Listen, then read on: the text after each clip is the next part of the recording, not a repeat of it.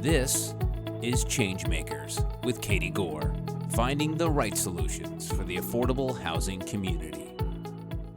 This week's Changemaker is Ann Bischoff, the CEO of Star House. Ann channels over 2 decades of advocacy, policy expertise, and grassroots leadership into empowering youth exiting homelessness, an issue that is very near and dear to my heart. Ann, welcome to the podcast. Thank you, Katie. It's so good to be here with you. And I like to start these podcasts by learning more about you before we go into the details. So can you either tell us a little more about yourself or tell us about your journey? Yeah, sure. I've had the opportunity a couple of times recently to spend a little time thinking more about what influences there were early on in my life. So, like so many of my peers, I never set out to be the CEO of a nonprofit. Never crossed my mind. So that wasn't the goal. So I won't rattle off my resume in terms of my journey, but I do want to start early on in my childhood. There were these 2 seismic events to me that occurred. One, I was sexually abused by a church deacon, and I told my parents. And that event in my life had a profound impact. I learned early on what it's like to be a victim of crime. And I learned early on the power of speaking up and using your voice. And so later on in my life, I had the opportunity to volunteer in orphanages and get to know young people who had been victims of crime and hear their experiences.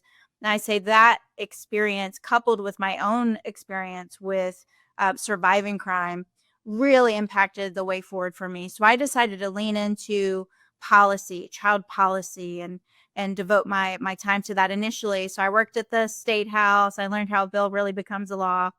And then from there, worked with Kids Ohio, which was a child policy think tank devoted to helping decision makers make informed decisions with just the facts.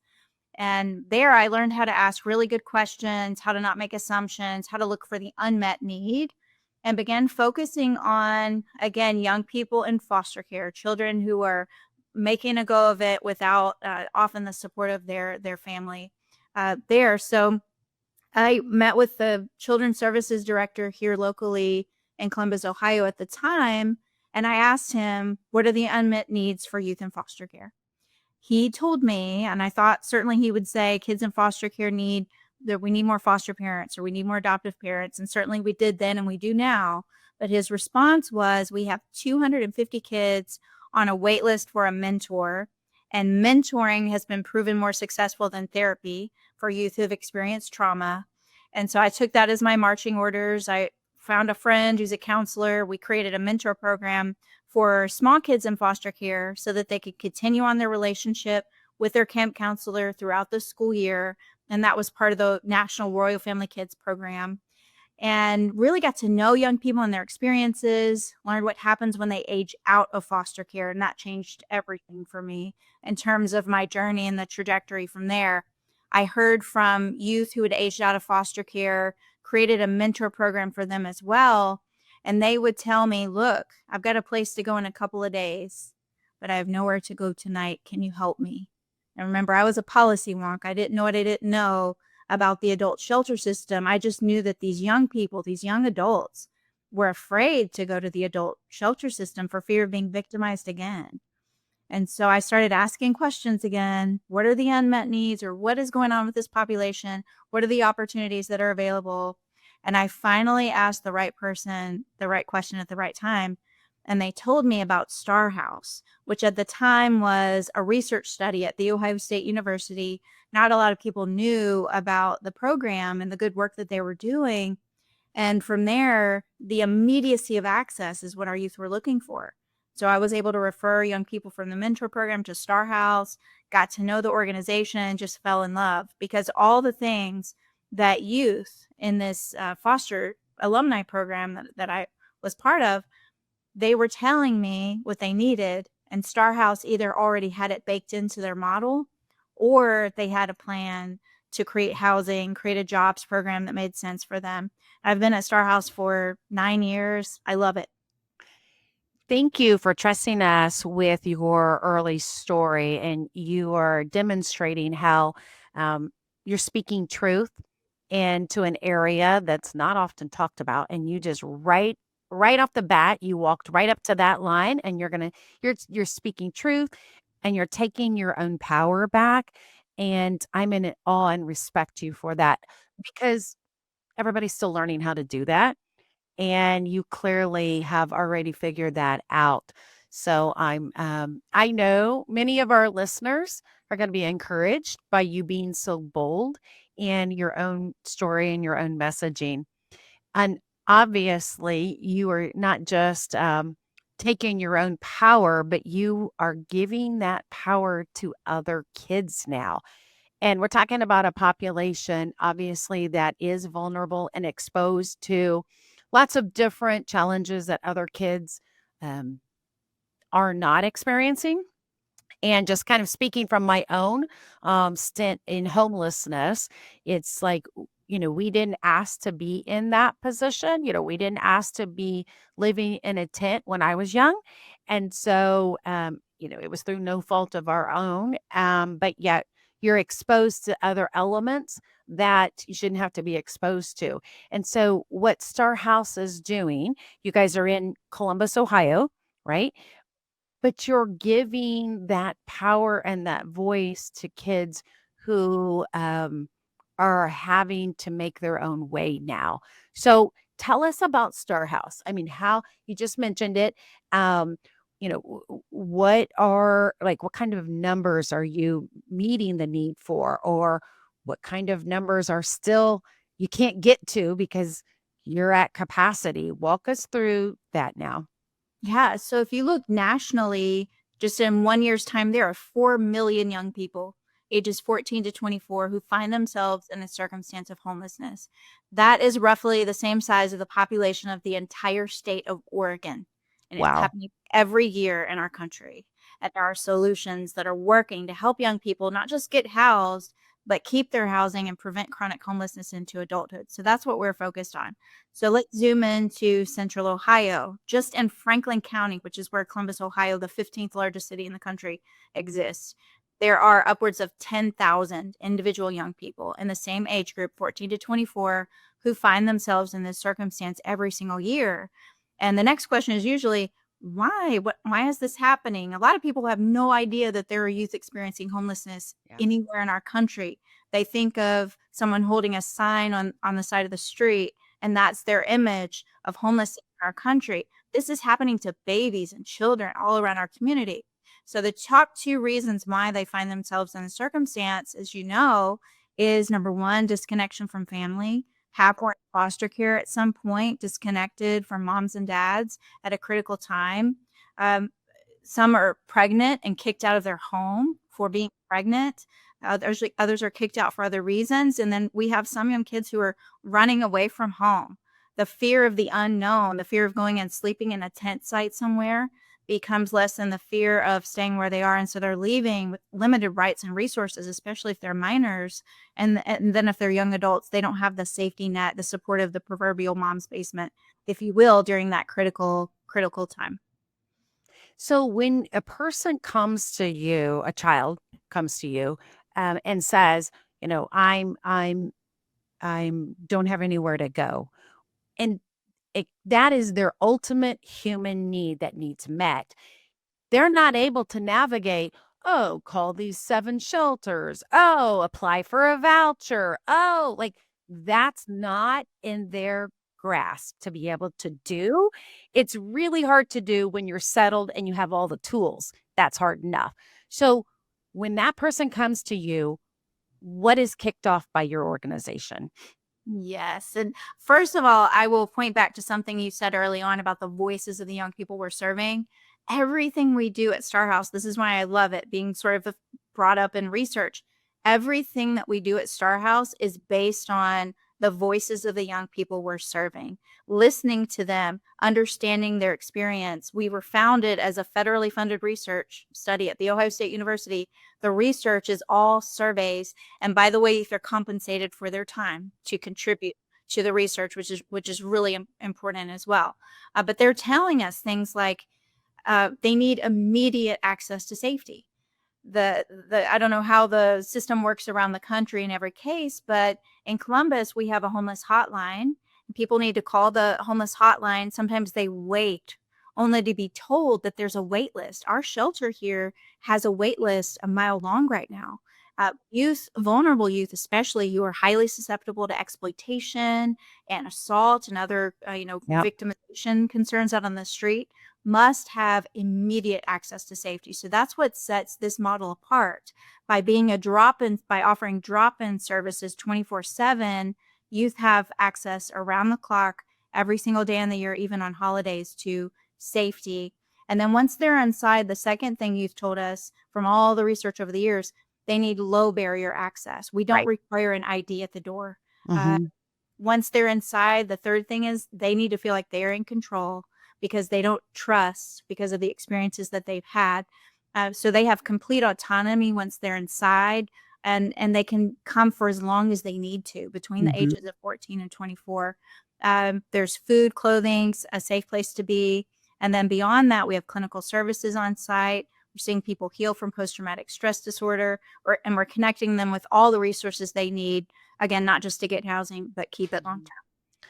I can't imagine what they're going through, but in some regards, I remember my own experience mentally thinking, there's got to be something better than this, right? Or let me take my own chances on my own. And have talked about sometimes, I chose to run away, and you're like, I can do this better on my own. And so there's a part that's saying, let me take my own control, because then I'm not going to have to go against the forces of whatever's happening in the foster unit or whatever's happening on the street or whatever.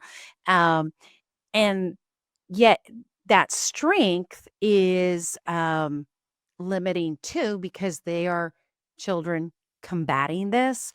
But you mentioned the mentorship piece, being strong, and that is like this part of the secret formula for success, how one person is changing potentially their life. Tell us about the mentors here. This seems like just different than a program or an organization. Um, Describe some of that for us. Yeah, so I'll tell you the story starting with talking about trauma and then leading to the solutions that we're uncovering here.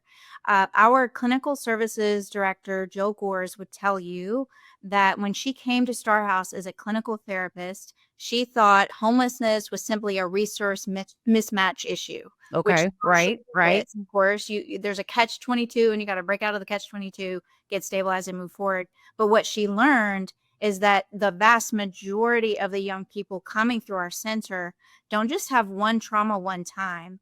They have multiple complex experiences with childhood trauma, current trauma. Homelessness itself is a traumatic experience. mhm, But then you add to that assault, right, right? Starvation, all the way down the line. And you see young people averaging on the ACEs scale, Adverse Childhood Experiences scale, a 10-point scale measuring these one-time traumatic experiences, scoring an average of an 8, a war zone level score on this right, assessment. And that is the kind of trauma that literally rewires people's brains to distrust, which becomes another barrier that they need to move through. So we emphasize the a couple of things at Star House that the research has told us, and the research, again, based on the voices of the young people we're serving. Uh, One thing I love, many things I love about all the research, but one thing is there's this finding in nearly every study that we do in partnership with the National Institutes of Health, Nationwide Children's Hospital, OSU, that says unconditional positive regard. And that's the academic term, which most people would call unconditional love. So the practice of welcoming people in time and time again, regardless what they said or did last time. There are triggers associated with trauma. That practice works to rewire people's brains to trust and oh, connect and take the next step toward their healing, which is meeting with a clinical therapist on site at Star House or a case manager, working through breaking out of the catch 22, getting connected with jobs, education, healthcare, and therapy. And so now I'll talk about the power of those relationships and the therapy practices in particular, we are seeing young people heal from post-traumatic stress disorder. My master's is in educational psychology, and I learned that you can learn to deal with PTSD like a bum knee, Mhm. but I never learned until I came to Star House that people can go from having one of the highest post-traumatic stress disorder scores that you can have to, after a time with therapy, no longer holding Hmm. a traumatic stress disorder diagnosis. Hmm. And what happens when people work through the therapy and go through that healing process, all of the good things start to stick. Relationships are sticking, their jobs are sticking, their housing is sticking, and they're set up for the prevention of chronic homelessness into adulthood. So we specialize certainly in saving lives. We're providing food and clothing and a safe place to be. Yeah. But what we're really going for is prosperity for young people, complete healing from their traumatic experiences. Because when that happens, we believe you can prevent chronic homelessness into adulthood. Mhm. And that power of healing is creating a whole individual who then can feed into and heal and create, like that, this ripple, like then they become whole so they can help another person as well. Absolutely. Yeah. So tell me about the technical side of this. You partnered, I think I saw with OSU. And how did that work? Where were they in the process? Because you've mentioned that, all the research side of this.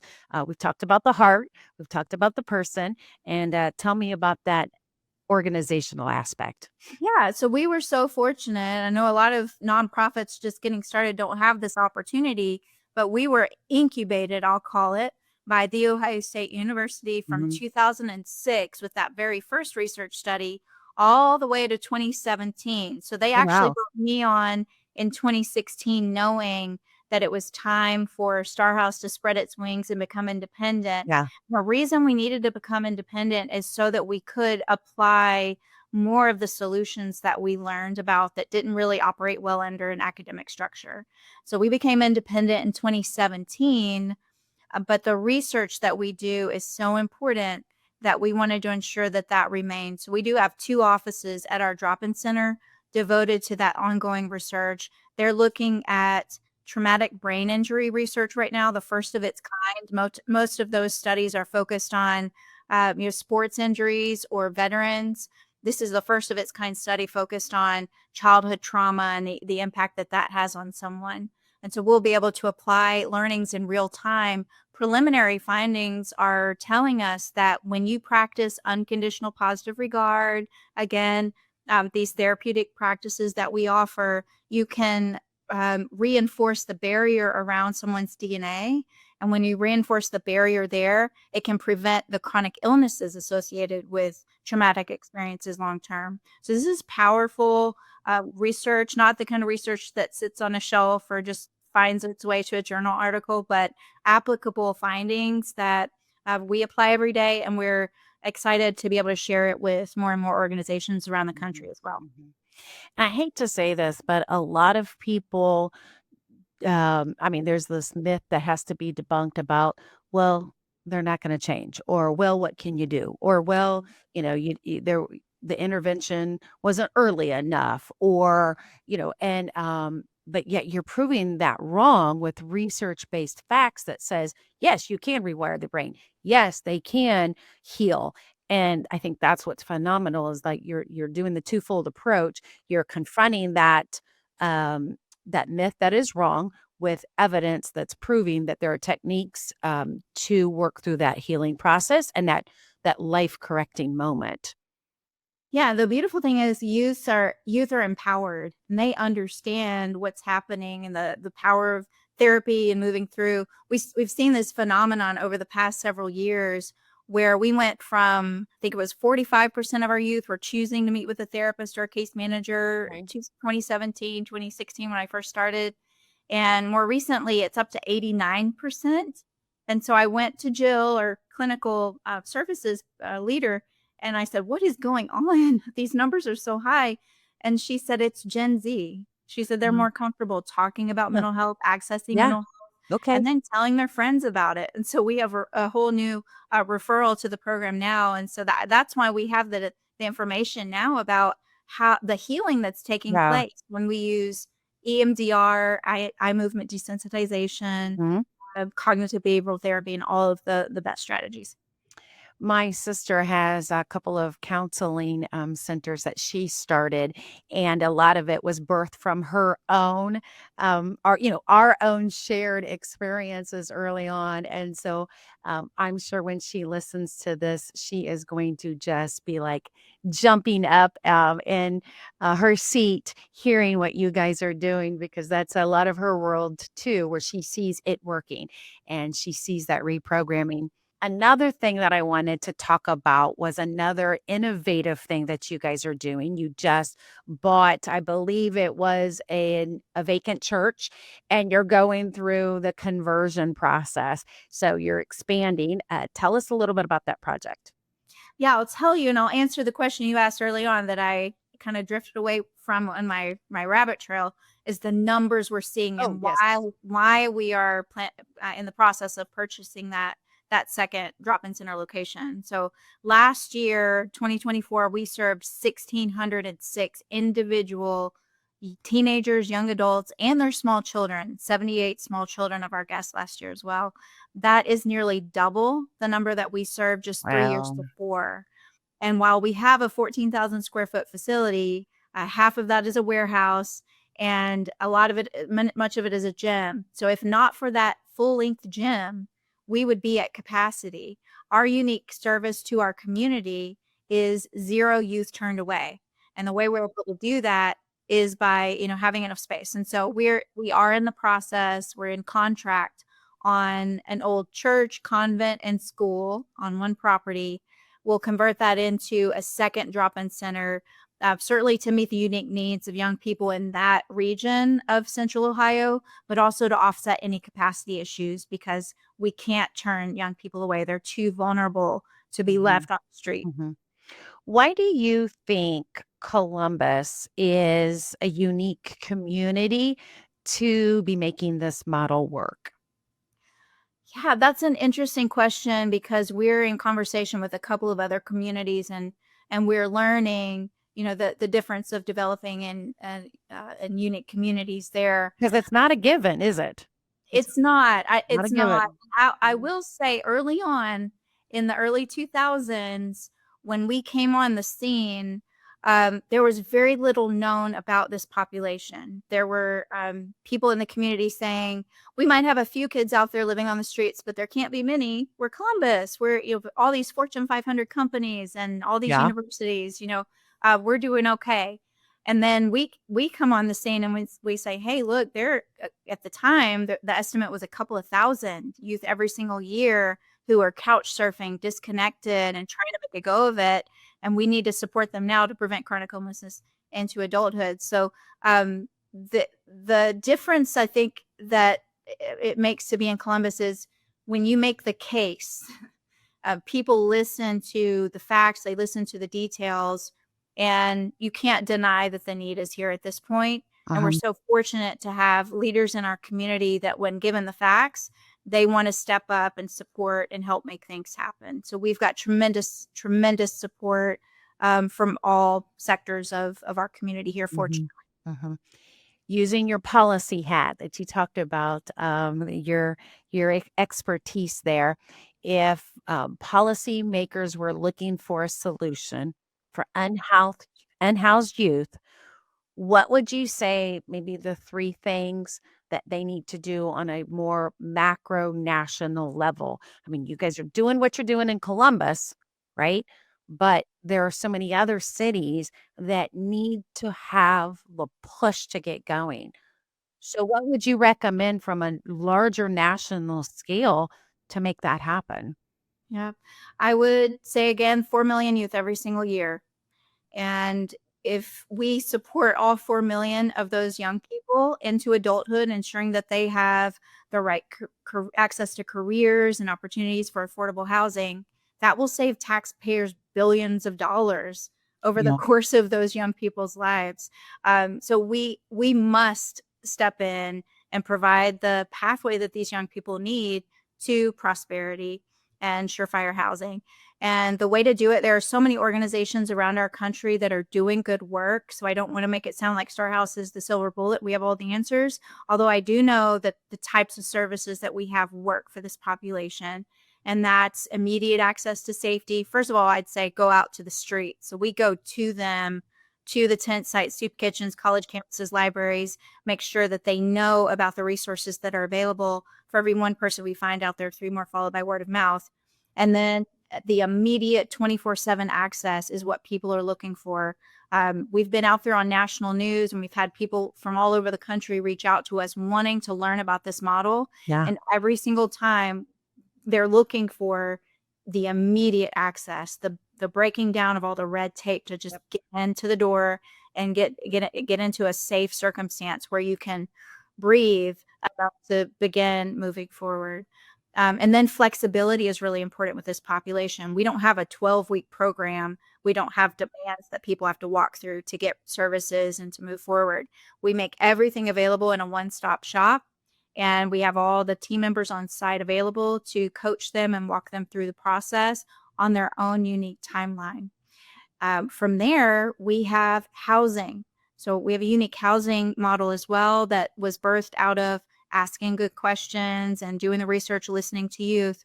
We took an old Motel 6 and turned it into efficiency apartments, yes, but more importantly, all the resources on site that a young person needs, not just to get housing, but keep it baked in with full-time staffing. So there's on-site access to jobs, education, healthcare, therapy, case management, laundry facility, food pantry.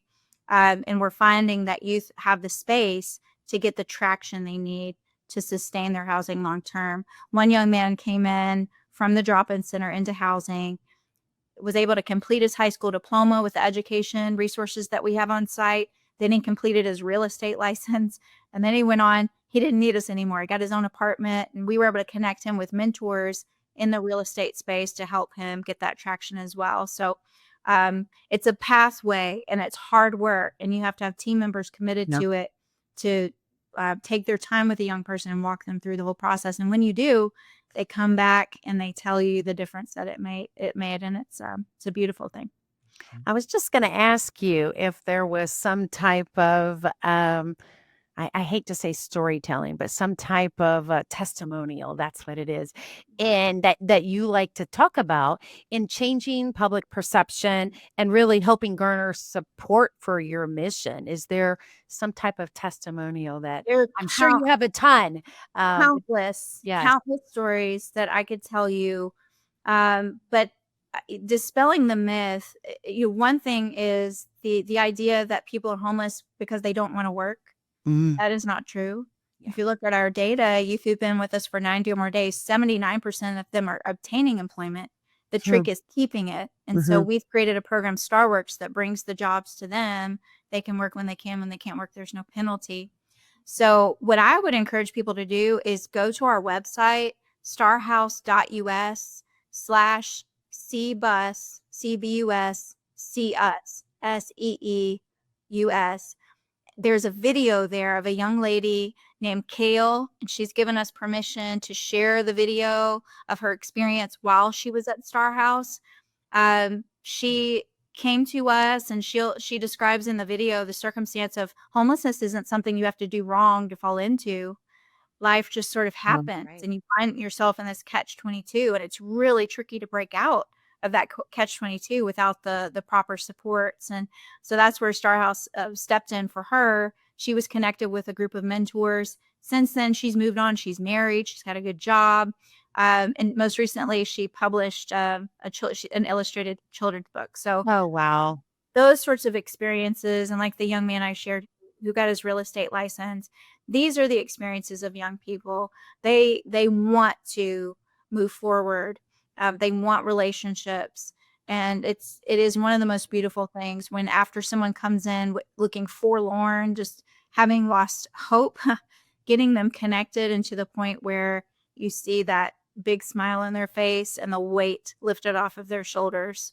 These are resilient young leaders who want to be advocates for their peers. What would you tell someone listening if they wanted to make a difference? What's one small thing or one step that they could take today? I mean, real quick, I'm thinking they need to go hear the words of Kale. What would be another thing that they could do or make an impact on? Yeah. I like to say there's a place for everybody if you have a little bit of time or a lot. So if you have a little bit of time, if you're in the Central Ohio region, you can come Right. volunteer in our warehouse, sorting through clothing or getting to know, some of the other opportunities for volunteering. Elsewhere, look into your local community and see what opportunities there are for teens and young adults experiencing homelessness. Perhaps you could be a mentor or make a donation. I'm encouraging everybody, given the circumstances for nonprofits in our country right now, a lot of us are facing financial cliffs for the first time. So I encourage you to look into organizations meeting this need. If you've already given, give double what you gave last year. That's one of the most important things that you can do in this economic uncertainty that we're living in right now. What does Columbus, what do they when people come into Columbus, what's the thing that they say about your city? And I got a reason for asking this. Yeah, so I was fortunate to have lived in 2 cities. I moved here from West Palm Beach, where I went to high school, and, and I would say about Columbus, Columbus is innovative Mhm, and open to collaboration. mhm, And, in Star House's circumstance, we had over 90 social service partners last year. Our housing model is a joint ownership model. So there's a lot of openness to working together to make things happen. And when you have innovation, creativity, and collaboration, you can go further faster toward a mhm. solution. That's one of the things I love about our community here. And that's what I was noticing, the way that you have partnered, people who have come alongside you. I mean, yes, you guys as an organization and a nonprofit can go it alone, but you guys have really unique partnerships, and that's kind of a Columbus thing too. I mean, there's something about that city that is willing to tackle the hard thing in the room, willing to talk about the hard thing in the room, and really trying to solve it, but you guys are doing it with partnerships. Can you talk about some of that? Yeah, yeah, it's people call it the Columbus way. So, it's nothing new, nothing unique to Star House. You're absolutely right. I mean, I think in the early 2000s, the trend here was, okay, here's an issue. We form a commission to solve the issue, and then you create a report, and then you follow the steps to do that. And there's still a lot of that going on.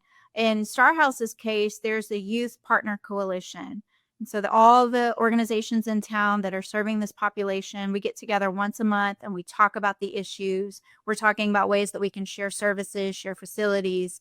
And I think for in this economic time now, that sort of conversation around the country is going to be more important than ever before. We must share, to move forward in serving this population. Well, and I really appreciate you taking the time. I am encouraged by what you guys are doing, and I really like that you're tackling a problem with a solution that can be replicated too. So, we don't have to resign ourselves to this whole shoulder shrug what can be done, because you guys are now showing exactly what the opportunity and the potential is for every single one of those individuals and those kids who need stability and who need that acceptance, and they can relaunch their lives. I was able to relaunch my life by the difference that one person had in our life, and that's what you're bringing to the table, a group of people who are united. They're the one person, right, who's making a change. So anything you wanna close us out on, Anne? I sure would. We are in replication mode. And so we're, of course, replicating here in Central Ohio, but we're also in the process of advising some other communities on how to create a star house or a program in their community. So if people are interested in learning more or, just want to see what's possible in their community, I encourage them to reach out. My website is listed there by my name, starhouse.us. If you want to reach out to me directly, just put /Ann, ANN at the end of that, and you can contact me. Do you have a big annual fundraiser you want to tell us about? Absolutely. We have a couple of things going on right now. One is the capital campaign for the South Side Project. We'll call that Star House South Side. We are at $7 million so far toward that 10 million goal. And we have a $2.5 million match thanks to the Walter Foundation, the Wolf family, and a truly anonymous donor. I have no idea who this person is. And so we encourage people to contribute toward that. Our greatest need right now is day-to-day operations funding. Just like nonprofits all across our country, we're not immune to the economic circumstances out there. And so we're working now to fill in a $1.5 million gap in our operations funding that needs to be filled in. This is urgent for us right now to ensure that we can sustain 24/7 operations, heretofore. So encourage people to take a look at starhouse.us/donate. Yes. At the end. Okay. Thank you so much, Ann. I appreciate it. And Godspeed to all of you who are doing such great work. Thank you. Katie, I appreciate the chance to chat. Thanks for listening to Changemakers with Katie Gore. To find out more about Katie, go to quadel.com. That's QUADEL.com. This has been a production of Forbes Books Radio.